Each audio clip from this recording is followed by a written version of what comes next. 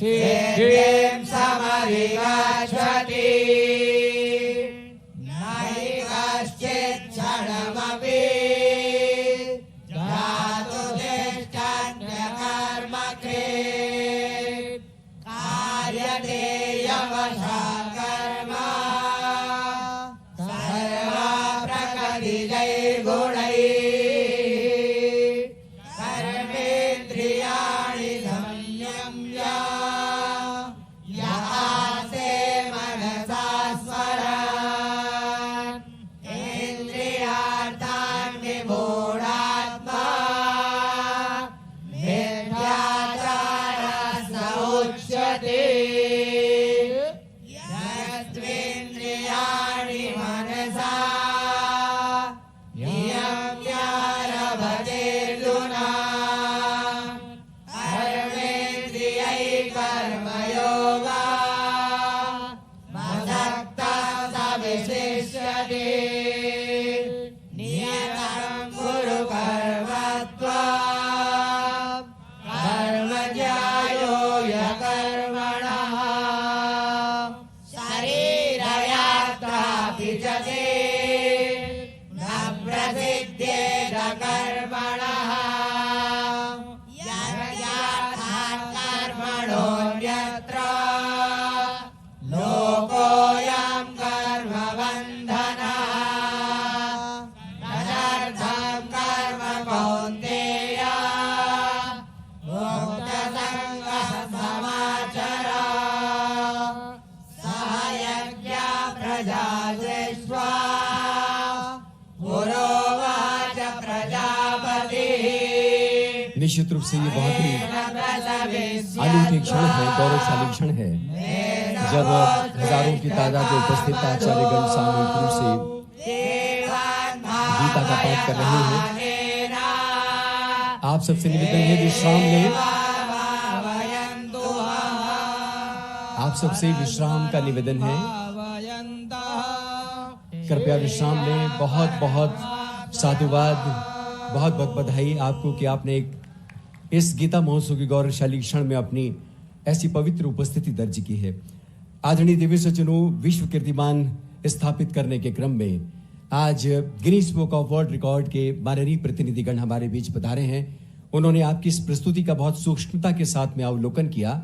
हम मंच पर आमंत्रित करना चाहेंगे Guinness book of world record के हमारे माननीय एजुकेटर श्री ऋषिनाथ और कंसल्टेंट श्री निश्चल बारोट से वे आएं और अपने निर्णय से अवगत कराएं और उसके बाद उस निर्णय के उपरांत माननीय मुख्यमंत्री जी को वो दस्तावेज प्रस्तुत करें।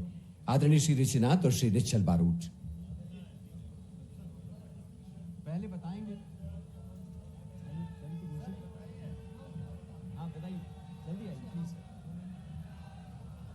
Hello, namaste. My name is Rishinath. I'm the official adjudicator. And I'm making the announcement right now that a new Guinness World Record has been made. Congratulations.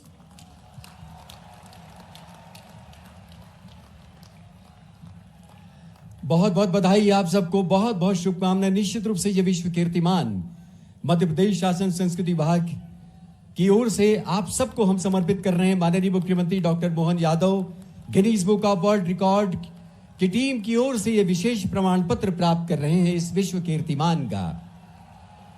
Shrimad Bhagavad Gita के श्लोकों के सस्वर कंठस्थ पाठ का ये कीर्तिमान माननीय आचार्य गणों की उपस्थिति में उनकी भागीदारी से संपन्न हुआ। हम आप सबके प्रति हार्दिक बधाई, आभार और शुभकामनाएं प्रेषित करते हैं।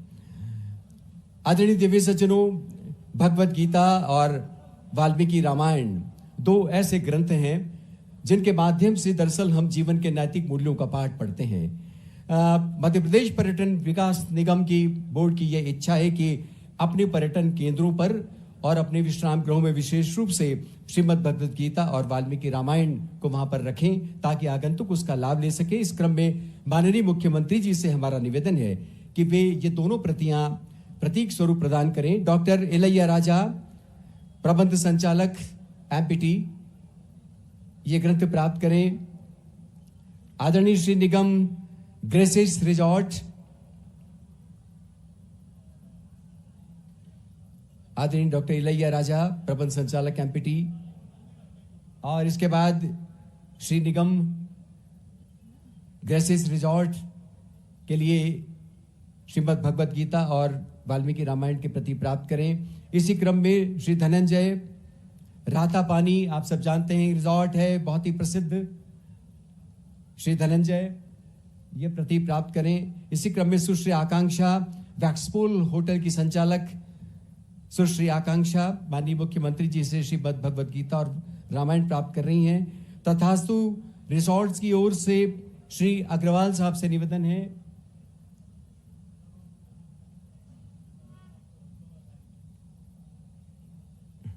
सुश्री आकांक्षा वैक्सपूल होटल, और उसके बाद श्री अग्रवाल से हमारा निवेदन है वे भी ये प्रतियां प्राप्त करें।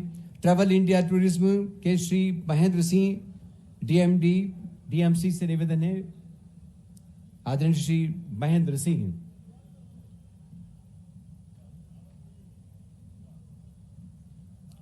ट्रैवल इंडिया टूरिज्म, बहुत बहुत धन्यवाद। माननीय मुख्यमंत्री जी और पर्यटन विकास निगम एमपी बोर्ड की ये इच्छा रही कि पर्यटन केंद्रों पर भी श्री भगवत गीता और श्री रामायण की उपलब्धि हो। अब हम माननीय संस्कृति मंत्री श्री धर्मेश सिंह लोधी से निवेदन करेंगे वे आएं और गीता महोत्सव के उपलक्ष्य में उपस्थित आप सभी महानुभावों का स्वागत करें और इस महोत्सव की परिक्रमा पर प्रकाश डालें। संस्कृति मंत्री आदरणीय श्री धर्मेश सिंह लोधी।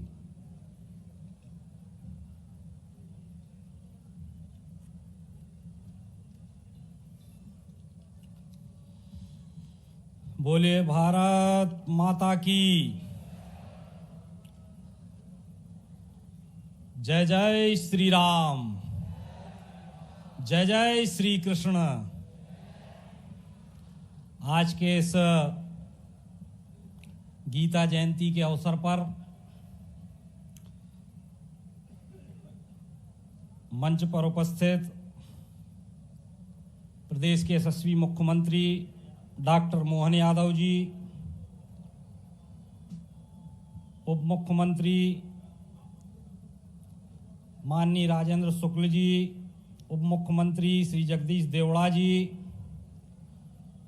हमारे संगठन महामंत्री आदरणीय हितानंद शर्मा जी, माननीय मंत्री श्री विश्वास सारंग जी, माननीय मंत्री श्री चेतन कश्यप जी, माननीय मंत्री श्रीमती कृष्णा गौर जी, भोपाल शहर की महापौर श्रीमती मालती राय जी, माननीय विधायक श्री रामेश्वर शर्मा जी, माननीय विधायक श्री भगवान दास सबनानी जी, नगर निगम भोपाल के सभापति श्री किशन सूर्यवंशी जी,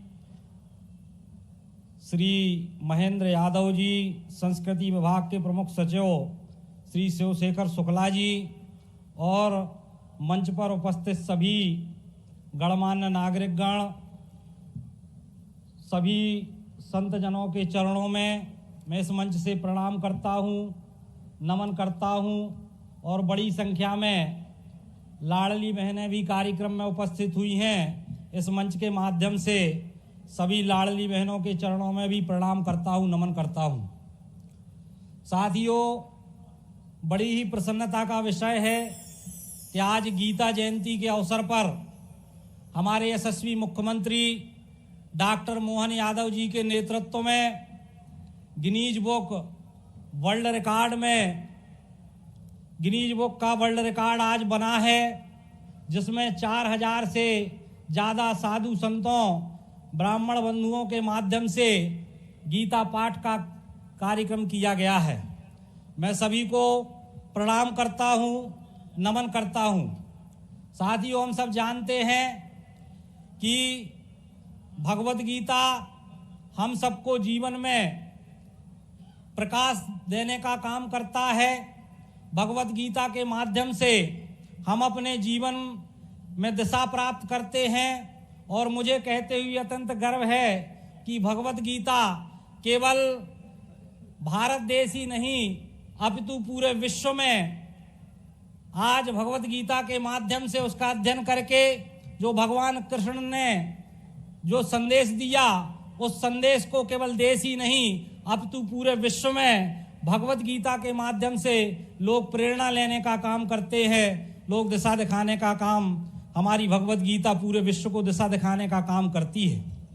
भगवत गीता का जो प्रसिद्ध श्लोक है, जिसमें जो सभी के जुबान पर रहता है कि यदा यदा ही धर्मस्य ग्लानिर्भवति भारतः अभ्युत्थानम अधर्मस्य तदात्मानं सृजाम्यहम् परित्राणाय साधूनां विनाशाय च दुष्कृतां धर्म संस्थापनार्थम संभवामि युगे युगे। जिसमें भगवान कृष्ण कहते हैं कि जब भी अधर्म बढ़ेगा, आसुरी शक्तियां बढ़ेंगी, तब तब मैं इस धरती पर जन्म लेकर असुरों का नाश करूंगा और धर्म की स्थापना करने का काम करूंगा।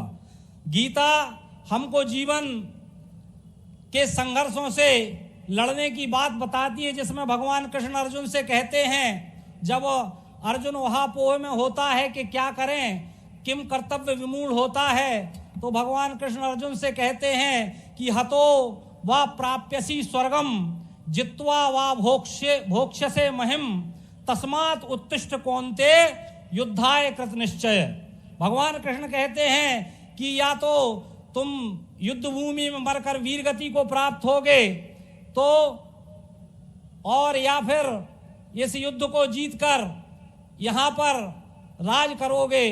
कहने का तात्पर्य ये है कि भगवान कृष्ण कहना चाहते हैं कि हमको जीवन में आने वाले संघर्षों से, जीवन में आने वाले चुनौतियों से भागना नहीं है, उनका डटकर सामना करना है। ये भगवान कृष्ण बताने का प्रयास करते हैं। एक प्रसिद्ध श्लोक जो मुझे हमेशा प्रेरणा देने का काम करता है, जिसमें भगवान कृष्ण कहते हैं कि वसांसी जीर्णानि यथा विहाय नवानि गृह्णाति नरोपराणि। जिस प्रकार से हम पुराने वस्त्र को त्याग कर नए वस्त्र ग्रहण करते हैं, उसी प्रकार ये आत्मा भी पुराने शरीर को छोड़कर नए शरीर को धारण करती है। भगवान कृष्ण बताने का प्रयास करते हैं कि आत्मा अजर है, अमर है, उसको शस्त्र छेद नहीं सकते, उसको हवा उड़ा नहीं सकती।